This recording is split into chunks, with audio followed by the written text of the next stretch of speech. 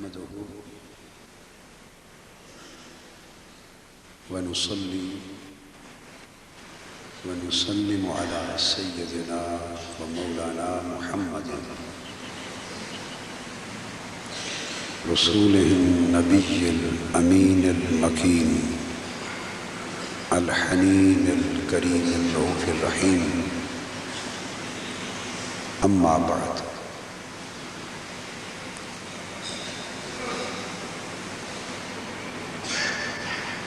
بسم اللہ الرحمن الرحیم۔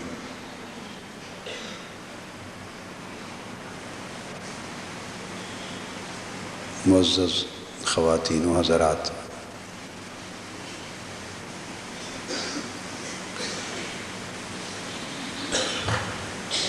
مصطفین کلاب کے کارکنوں، عظیم سپاہیوں،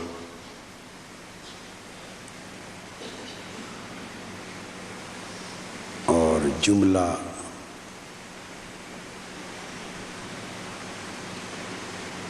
نصف شعبان المعظم کی اس بابرکت اجتماع میں شریک ہونے والے مسلمان بھائیوں اور بہنوں،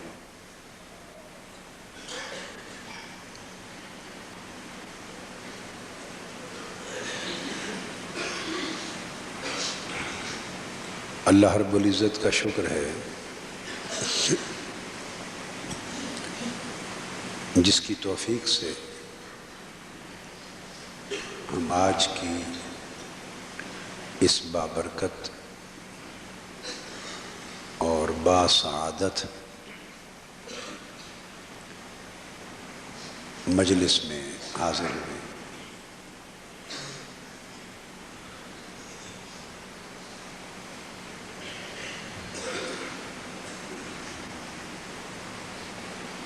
جس طرح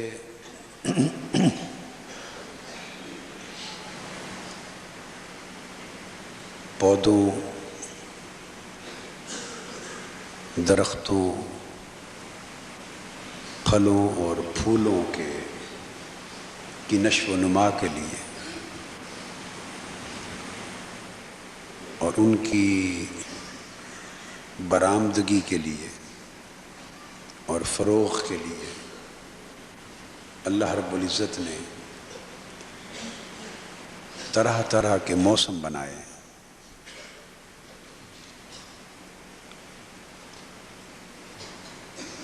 اور ان موسموں کی جدا جدا افادیت ہے۔ مختلف فصلیں اور مختلف پھل اور مختلف میوے ان موسموں کے ساتھ متعلق اللہ پاک نے مختلف اگنے والے پھلوں اور میووں کو، فصلوں کو خاص موسموں کے ساتھ جوڑ دیا۔ جو پھل ایک خاص موسم میں پیدا ہونے والا ہے وہ دوسرے موسم میں اگائیں تو نہیں اگتا۔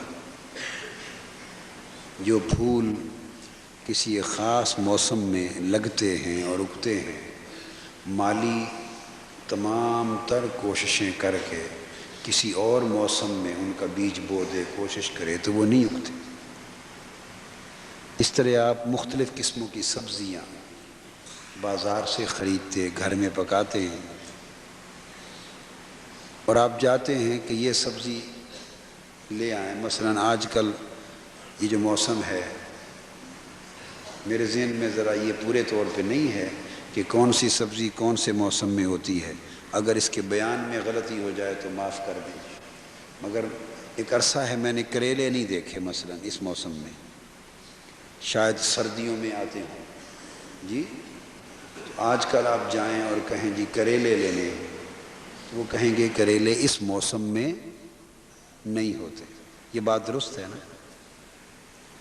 آج کل جائیں اور کہیں آم لینے تازہ درختوں پر، وہ کہیں گے آم آج کل کے موسم میں نہیں ہوتے، حالانکہ آم کے درخت موجود ہیں۔ درخت تو ختم نہیں ہو گئے، ختم ہو گئے، پانی بھی مل رہا ہے، دیکھ بھال بھی ہو رہی ہے، وہی درخت، وہی باغ، وہی زمین، وہی پانی، وہی دیکھ بھال، مگر یہ ایک موسم میں آم لگتے تھے، موسم بدل گیا تو اسی درخت پر آم نہیں لگ رہے۔ آپ چاہیں جی لیچی ملے تو لوگ آپ کو مالی اور دکاندار بتائیں گے وہ تو جی سال کے 12 مہینے میں نہیں ملتی، صرف 20-25 دن مہینے کے ایک تھوڑے سے عرصے کے لیے آتی ہے، تو اس کا موسم بہت سکڑ گیا نا، جو پھل بہت قیمتی ہو گیا تو اس کا موسم اتنا سکڑ گیا، مشکل سے 1 مہینے میں ملتی۔ کسی موسم میں کیلے لگتے ہیں، کسی موسم میں انگور لگتے ہیں، کچھ پھل ایسے ہوتے ہیں جو سال بھر آتے رہتے ہیں، اسی طرح گندم ہے، اسی طرح کپاس ہے، ان کی بجائی اور کٹائی کے موسم،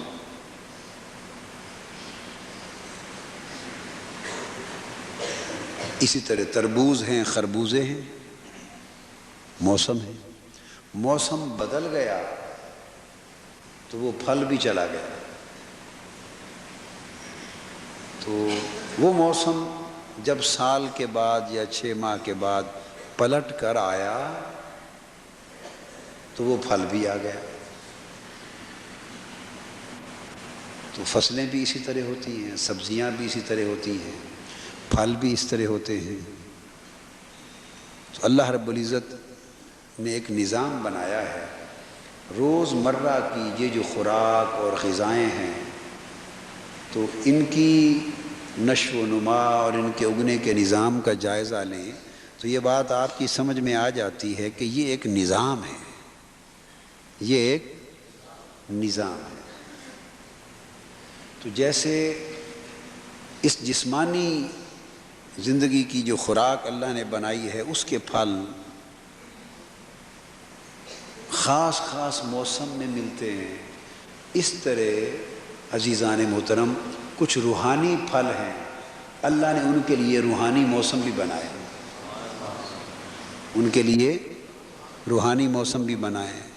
کچھ تو ایسے ہیں جو سال بھر روحانی پھل ملتے رہتے ہیں، ان کے لیے کسی خاص موسم کی قید نہیں ہے، آواز تھوڑی زیادہ ہے، خاص موسم کی قید نہیں، مگر بہت جو اچھے اچھے روحانی پھل ہیں ان کے لیے موسم کی قید ہے۔ اور روحانی موسم بہار، خزاں، سردی، گرمی نہیں ہوتے، روحانی موسم ماہ رمضان ہوتا ہے، ماہ شعبان ہوتا ہے، ماہ محرم ہوتا ہے، ماہ رجب ہوتا ہے، ماہ میلاد ہوتا ہے، ربیع الاول۔ تو مختلف قسموں کے پھلوں کے لیے یہ جدا جدا موسم ہے۔ پھر ان مہینوں کے اندر جو راتیں اللہ رب العزت نے مقرر کر رکھی، وہ راتیں بڑے عجیب قسم کے پھلوں، روحانی پھلوں اور روحانی میووں کے لیے خاص کر دی گئی ہیں۔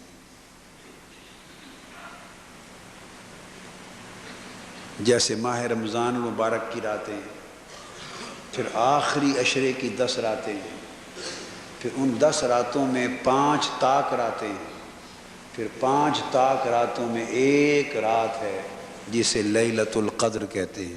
تو یہ سب موسم ہیں، روحانی موسم ہیں۔ تو روحانی موسم بھی عروج پر پہنچتے چلے جاتے ہیں، عروج پر پہنچتے چلے جاتے ہیں، اسی طرح روحانی پھل بھی اپنے کمال پہ پہنچتے ہیں۔ انہی اعلیٰ موسموں میں سے ایک موسم ماہ شعبان ہے، جس میں حضور نبی اکرم صلی اللہ علیہ وآلہ وسلم رمضان المبارک کے بعد پورے سال میں سب سے زیادہ روزے اس ماہ شعبان میں رکھتے تھے، اور اس میں جیسے ماہ رمضان میں خاص رات لیلۃ القدر ہے، اسی طرح ماہ شعبان میں خاص رات نصف شعبان معظم کی، یہ 15 شعبان کی رات شب برات، شب برات۔ جیسے دیکھیے نا، کچھ وائٹامنز ہوتے ہیں، کچھ پروٹینز ہوتے ہیں، مختلف قسمیں ہوتی ہیں نا جن کو آپ وائٹامن، کچھ آئرن ہوتے ہیں، کچھ کیلشیم کرتے ہیں، کچھ وٹامنز ہوتے ہیں، مختلف چیزیں، ساری چیزوں کو پورا کریں تو جا کے تمام ضروریات جسم کی پوری ہوتی ہیں۔ تو ایک توبہ اور استغفار ہے، اس کے بعد پھر توبہ اور استغفار کے ساتھ پھر ذکر، عبادت اور ریاضت ہے، ذکر، عبادت اور ریاضت ہے، اور ایک صبر اور شکر، صبر اور شکر و رضا ہے۔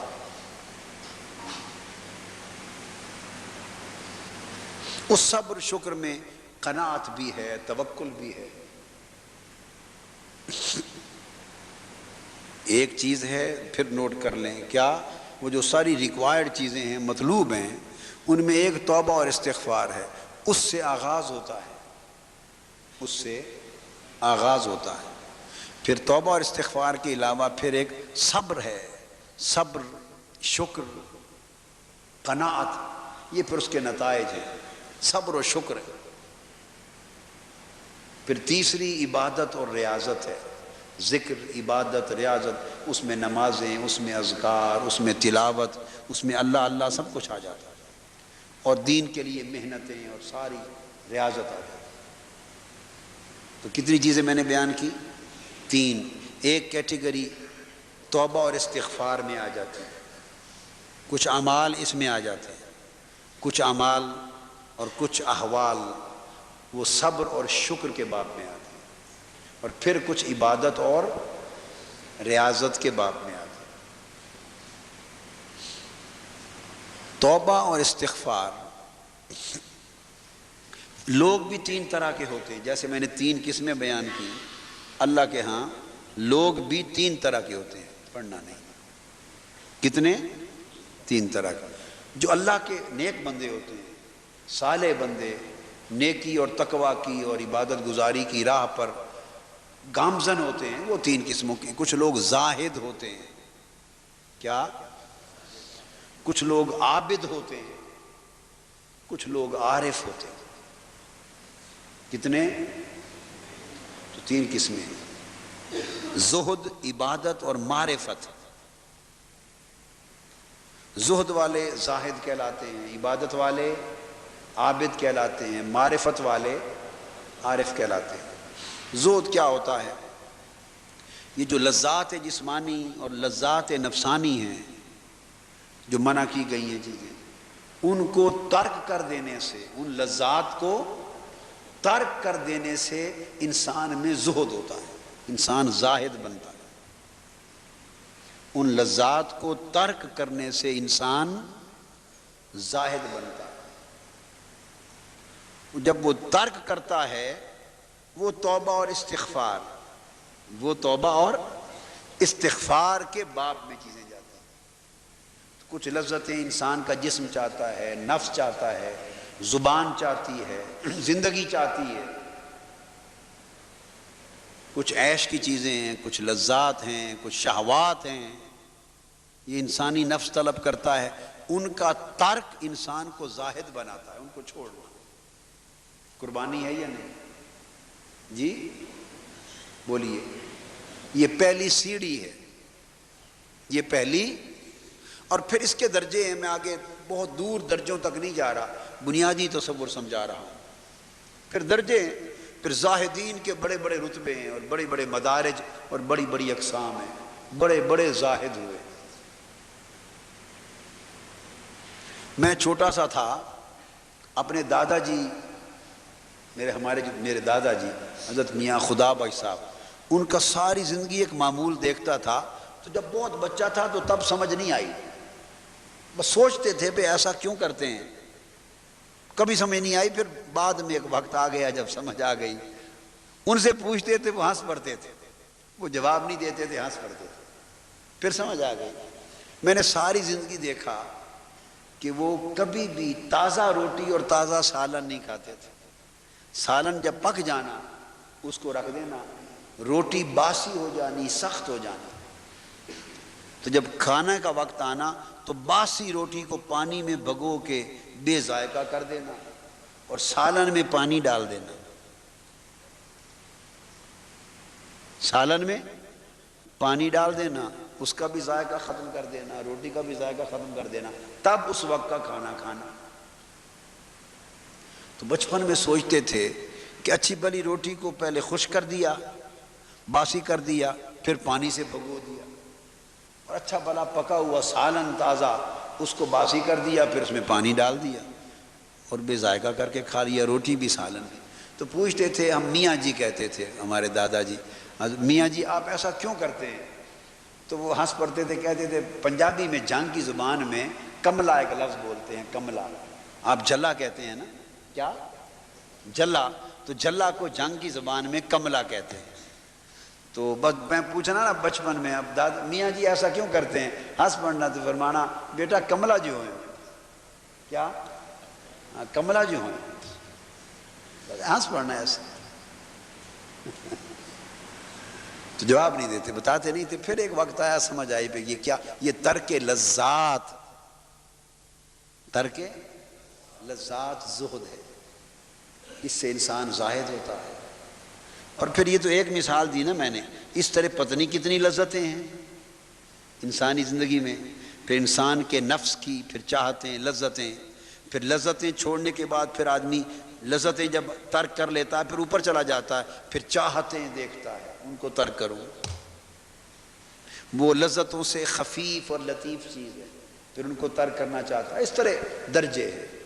لیکن بنیادی چیز ہے، کچھ چیزیں ہیں جو انسان کو الجھا دیتی ہیں اس مادی دنیا میں اور انسان کو حیوانیت کی طرف لے جاتی ہیں اور احسن تقویم سے گرا کر اسفل سافلین کی طرف لے جاتی ہیں.